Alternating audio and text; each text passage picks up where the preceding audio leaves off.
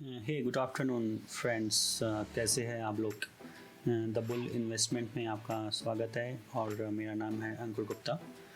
तो आज जो कंपनी मैं आपके साथ डिस्कस करना चाहता हूँ वो लॉन्ग टर्म इन्वेस्टमेंट के लिए है। और ये कंपनी मैं क्यों चूज़ कर रहा हूँ, क्योंकि इसका पर्सपेक्टिव मेरे को फ्यूचर के लिए काफ़ी ब्राइट लगता है। और मैं दोस्तों कभी भी आपको यही राय दूंगा कि अगर आप कभी भी लॉन्ग टर्म इन्वेस्टमेंट के लिए सोच रहे हैं तो पहली चीज़ ये याद रखिएगा कि वो मार्केट का लीडर होना चाहिए और उसकी वो सेक्टर में मोनोपोली होना चाहिए। तो चलिए शुरू करते हैं और डिस्कस करते हैं आज का multi bagger stock for long term investment. तो जिस कंपनी की आज मैं बात कर रहा हूँ उसका नाम है CDSL, which is called central depository service India limited. तो ये जो कंपनी है ये फाउंड हुई थी 1999 में और इसका जो गोल था वो था convenient, dependable and secured depository services. अगर आप ये लाइन भी पढ़ेंगे, अगर over 2 decades later everything we have done, the values we have built on dematerialization of various asset classes। तो यहाँ पे डीमटेरियलाइजेशन का मीनिंग क्या होता है, चलिए इसे पहले समझते हैं। तो dematerialization means is the movement of physical certificate to electronic book keeping. तो पहले कैसा होता था, जो भी स्टॉक्स या शेयर थे कंपनी के वो फिजिकल फॉर्म में दिए जाते थे इन्वेस्टर को। तो जैसे मैं आपको एग्जांपल के तौर पे बताऊं तो ये देखिए, ये रिलायंस इंडस्ट्री का जो शेयर है ये फिजिकल फॉर्म में है। तो पहले सर्टिफिकेट या फिजिकल फॉर्म में शेयर दिया जाता था, बट इसके डिसएडवांटेज क्या है, ये कभी भी लॉस हो सकता है, कभी भी चोरी हो सकता है, या फिर अगर हमें यानी इसे बेचना है तो हमें ढूंढना पड़ता है कि कहाँ पे रखा गया है, क्योंकि काफ़ी टाइम से हम यानी कि इसे रखते हैं इन्वेस्टमेंट के लिए। तो गवर्नमेंट ने क्या किया, इसी जो ये जो प्रॉब्लम था इसको सॉल्व करने के लिए जितने भी फिजिकल शेयर्स थे उनको डीमैट फॉर्म में कन्वर्ट करने के लिए कहा गया। तो ये कंपनी का वही काम है, ये कंपनी जितने भी फिजिकल शेयर्स रहती है उसको डीमटेरियलाइजेशन करके उसे इलेक्ट्रॉनिक फॉर्म में कन्वर्ट करती है।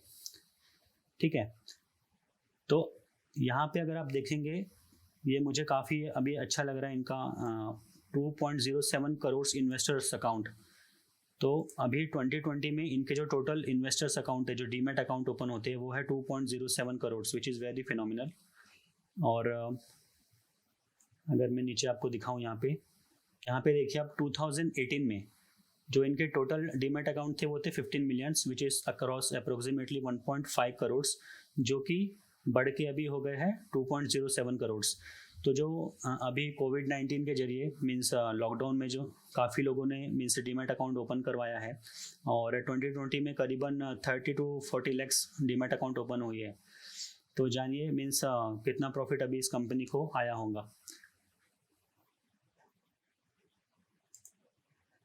यहाँ पे आप इसके हिस्ट्रीज एंड माइलस्टोन्स देख सकते हैं। ये मैंने CDSL की वेबसाइट ओपन करी है। और एक और ख़ास बात, CDSL included in the NSE Nifty 500, Nifty small cap 250, Nifty mid cap small cap 400 indices also. तो अभी CDSL भी निफ्टी का पार्ट हो गया है। In 2019, what is the biggest achievement? CDSL become the largest depositor in India in terms of active demat accounts. That is one of the milestone. And 2020 में CDSL becomes the first depository to inaugurate its branch in India first IFSC International Finance Services Center at GIFT City, Gujarat. तो ये भी एक उसका biggest achievement है अभी 2020 में। And now the latest one is CDSL become the first depository to cross 20 million 2 crore active demat account। तो अभी आप सोचिए कि मीन्स इसके पास अभी overall 2 crore active demat account है और अभी जो अपनी जनसंख्या है भारत की वो करीबन 136 करोड़ है, जिसमें से काफ़ी जो लोग हैं वो यंगस्टर्स है, करीबन 60 to 70%। और उन लोगों का रुझान भी अभी काफ़ी स्टॉक मार्केट या शेयर मार्केट की तरफ हो रहा है, क्योंकि जो भी FD में जो भी परसेंटेज मिलता है वो काफ़ी कम है। तो मोस्ट ऑफ द पीपल्स अभी इंटरेस्टेड है स्टॉक मार्केट में इन्वेस्ट करने के लिए। तो जितने लोग इंटरेस्टेड रहेंगे उतने ही डीमैट अकाउंट ओपन होंगे। और CDSL ही ऐसी कंपनी है जो ये सर्विस प्रोवाइड करती है। तो ओवरऑल देखा जाए तो इंडिया में 2 ही कंपनीज है, एक है CDSL and second one is NSDL, national securities depository limited. But ये कंपनी अभी मार्केट में लिस्टेड नहीं है। अभी ये मार्केट में ओनली CDSL लिस्टेड है और इसी कंपनी का भी मोनोपोली है बिजनेस में। इसीलिए मैं काफ़ी पॉजिटिव हूँ इस कंपनी को लेकर और इसका फ्यूचर पर्सपेक्टिव को लेकर। तो अगर आपको और भी जानकारी चाहिए इस कंपनी के बारे में तो आप इसकी वेबसाइट को सर्च कर सकते हैं, यहाँ पे काफ़ी चीज़ें दी हुई है। अभी चलिए इसकी एनुअल रिपोर्ट की थोड़ी इन्फॉर्मेशन सर्च करते हैं। तो ये जो रिपोर्ट है ये मैंने उसकी वेबसाइट से डाउनलोड की है। तो अगर मैं इसकी की स्ट्रेंथ की बात करूँ यहाँ पे, तो यहाँ पे दिया हुआ है ease of doing business, centralized technology, stable and strong management team and innovation. ठीक है, तो ये पॉइंट्स मैंने पहले भी आपको डिस्कस किया है कि उसका जो CDSL का जो फर्स्ट डिपॉजिटरी ऑपरेशन है वो गुजरात में ओपन हुआ है। ठीक है, और अभी यहाँ उसके माइलस्टोन्स में देखिए आप 2018 में 1.5 करोड़ डीमैट अकाउंट थे जो कि बढ़ के अभी 20 मिलियन 2 करोड़ हो गए। ठीक है, which is a very biggest achievement. And also CDSL is the part of NSE Nifty 500, small cap 250 and mid small cap 400 indices। अब चलिए इसके शेयर होल्डिंग पैटर्न की बात करते हैं। तो जो टोटल प्रमोटर होल्डिंग है यहाँ पे CDSL की प्रमोटर होल्डिंग है 20% और जो म्यूचुअल फंड के पास होल्डिंग है वो है 25%। ठीक है, एंड फॉरेन पोर्टफोलियो इन्वेस्टर भी इसमें इन्वेस्ट करे हैं जो कि लगभग आई थिंक 2% है। और जैसे कि आप देखोगे financial institution and insurance company, तो इन लोगों ने फाइनेंशियल इंस्टीट्यूशन ने करीबन 20% यहाँ पे इन्वेस्ट किया है और इंश्योरेंस कंपनी ने 2%। तो देखा जाए तो मीन्स जो यहाँ पे डिवाइड हुआ है काफ़ी अच्छा डिवाइड हुआ है शेयर होल्डिंग पैटर्न। यहाँ पे प्रमोटर होल्डिंग थोड़ा कम है बट यहाँ पे दूसरे जो प्लेयर्स हैं उन लोगों ने अच्छा खासा इन्वेस्ट किया इस कंपनी में। तो अच्छा मिसलेनियस तरीके से अच्छा इन्वेस्ट हुआ है इनका शेयर्स। अभी अगर प्रोडक्ट वाइज इनके परफॉर्मेंस की बात करें, ये रिपोर्ट मैंने एनुअल रिपोर्ट है 2020 मार्च का है। तो प्रोडक्ट वाइज अगर हम इसका परफॉर्मेंस का बात करें तो जो इसको सबसे ज़्यादा इसको प्रॉफिट आता है वो आता है एनुअल इश्यूअर चार्जेस में।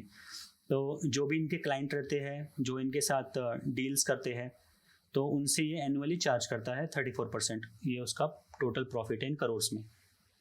उसके बाद फिर जो सेकंड लार्जेस्ट है वो है ट्रांजैक्शन चार्जेस।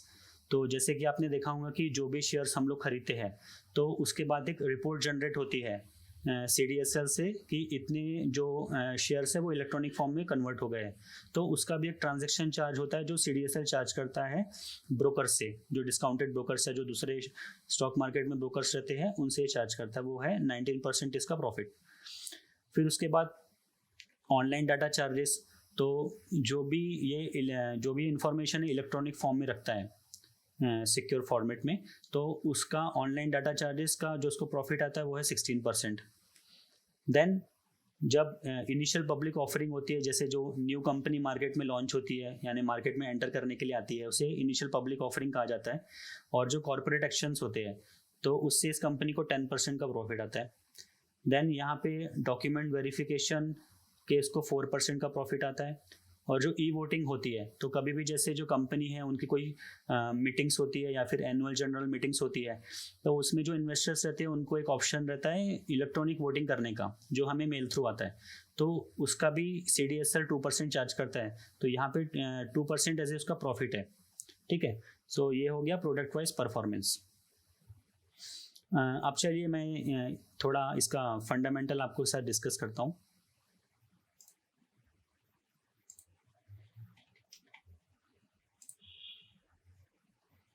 तो यहाँ पे जैसे कि आपने देखा है जो इसका मार्केट कैप है वो है 4,819 करोड़।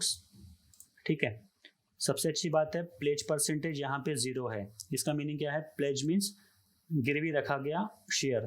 तो यहाँ पे प्रमोटर ने उसके कोई भी शेयर गिरवी नहीं रखे, इसीलिए यहाँ पे प्लेज परसेंटेज 0 है जो कि काफ़ी अच्छा है। और दूसरी अच्छी बात है यहाँ पे जो डेट है, जो कर्जा है यहाँ पे, ये कंपनी का 0 है, तो 0 डेट कंपनी है जो कि काफ़ी अच्छी बात है। तो दोस्तों कभी भी जैसे आप लॉन्ग टर्म इन्वेस्टमेंट के लिए कोई शेयर चूज़ करते हैं तो देखिएगा कि प्लेज परसेंटेज 0 रहना चाहिए और जो कर्जा है वो भी 0 या फिर नॉमिनल रहना चाहिए 0.1 0.2 लाइक दैट। तो कर्जा यहाँ पे कंपनी का 0 है टोटल, ठीक है।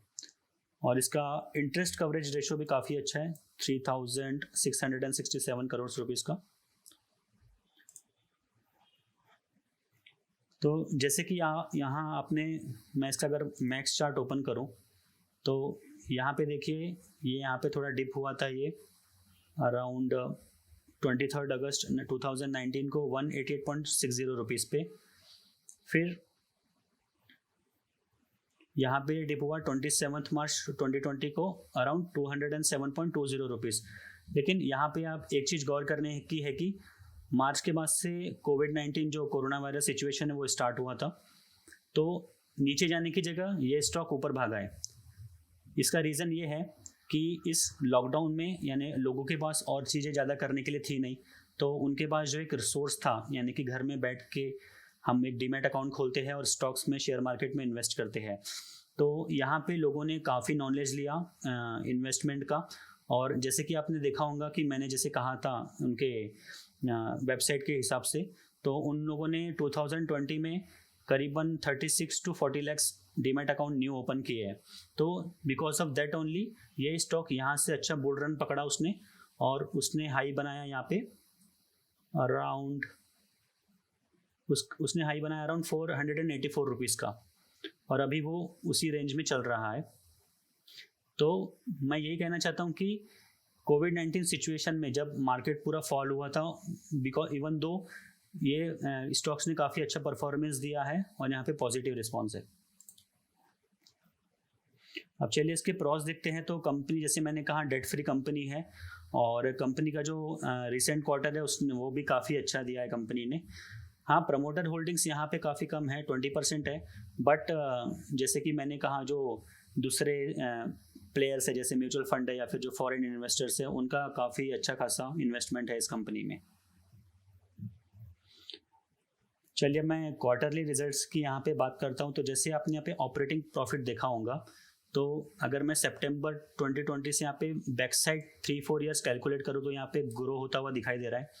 दिसंबर 2019 में ये 16 था ऑपरेटिंग प्रॉफिट, जो फिर मार्च में 26 हुआ, देन जून में 38, देन उसके बाद सितंबर 2020 में 54। तो ये देखिए, ये यानी कि अगर मैं क्रोनोलॉजिकल ऑर्डर में देखूँ तो ये इंक्रीज होता हुआ दिखाई दे रहा है, जो काफ़ी अच्छा है।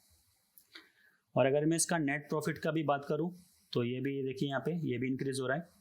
दिसंबर 2019 में 21 करोड़ था, जो मार्च 2020 में बढ़ के 29 करोड़ हुआ, देन जून 2020 में 46 करोड़, एंड नाउ सितंबर में 49 करोड़।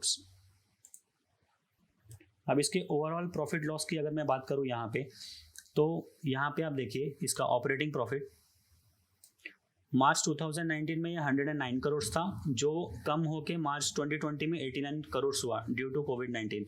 बट आफ्टर मार्च, अगर आप मार्च से लेके अभी तक का कैलकुलेट करोगे तो यहाँ पे काफ़ी अच्छा इसने रिस्पॉन्स दिया है। There is a direct jump from 89 to 134 crore because there are so many demat accounts open by the investors. New जो इन्वेस्टर है उन लोगों ने ओपन किया है, तो यहाँ पे काफ़ी अच्छा जंप है। उसके बाद नेट प्रॉफिट में भी अगर आप देखोगे यहाँ पे, तो मार्च 2019 में 114 करोड़ था, जो मार्च 2020 में 106 करोड़ यहाँ पे डिप हुआ है because of Covid. But after Covid जैसे कि लोगों में जागरूकता आई है शेयर मार्केट में इन्वेस्ट करने के लिए, तो इसीलिए ये 106 करोड़ से फिर सीधा डायरेक्ट जंप 144 करोड़ हुआ है अभी तक। तो यहाँ पे अच्छी खासी ग्रोथ दिखाई दी है कंपनी में। अब चलिए बैलेंस शीट में जो इम्पोर्टेंट फील्ड्स है वो चेक करते हैं। तो जैसे मैं रिजर्व्स की बात करूँ तो यहाँ पे देखिए रिजर्व्स भी ईयर बाय ईयर इंक्रीज हो रहे हैं। मार्च 2019 में 564 करोड़ थे, जो कि सितंबर में अभी बढ़ के 667 करोड़ हो गए हैं। और यहाँ पे सबसे अच्छी बात, कंपनी की कोई भी बोरोइंग्स नहीं है, यानी कंपनी ने किसी से कुछ पैसा कुछ भी उधार नहीं लिया है, तो जो कि काफ़ी अच्छी बात है। यहाँ पे पूरा जीरो है। तो ये स्टॉक मुझे काफ़ी प्रॉमिसिंग लगता है लॉन्ग टर्म इन्वेस्टमेंट के लिए। और सेकंड चीज़, जो डीमैट अकाउंट, जो डीमैटेरियलाइजेशन जो प्रोसेस है, तो उसमें ये लीडर है CDSL, क्योंकि मार्केट में ओनली 2 ही कंपनी है, CDSL एंड NSDL। और NSDL अभी तक लिस्टेड नहीं है मार्केट में, तो जो भी प्रॉफिट है अभी ये एक ही कंपनी अभी अर्न कर रही है। तो मुझे लगता है कि लॉन्ग टर्म पर्सपेक्टिव के हिसाब से ये कंपनी काफ़ी अच्छी है। और मैं यहाँ पे डिस्क्लेमर ये देना चाहूँगा कि मेरा इसमें पर्सनल इन्वेस्टमेंट भी है, और ये जो वीडियो मैं बना रहा हूँ ये ओनली एजुकेशनल पर्पस के लिए है। तो अगर आप लोग इसमें इन्वेस्ट करना चाहते हैं तो फर्स्ट ऑफ ऑल आप अपनी इसमें रिसर्च करिए, आप एनालाइज करिए स्टॉक्स को, इसके वेबसाइट पे जाइए और इसके क्या क्या प्रोडक्ट्स है, इसकी क्या सर्विसेज है उसको चेक करिए, और उसके बाद फिर आप अपने फाइनेंशियल एडवाइज़र से सलाह लेके तभी फिर इसमें इन्वेस्ट करिए। बट मेरी राय के हिसाब से ये काफ़ी प्रॉमिसिंग स्टॉक है और काफ़ी अच्छा है। तो आशा करता हूँ ये वीडियो आपको काफ़ी पसंद आया होगा, और अगर आपको मेरा रिकमेंडेशन अच्छा लगा है तो प्लीज़ लाइक करें, शेयर करें एंड सब्सक्राइब करें। Thank you, bye bye.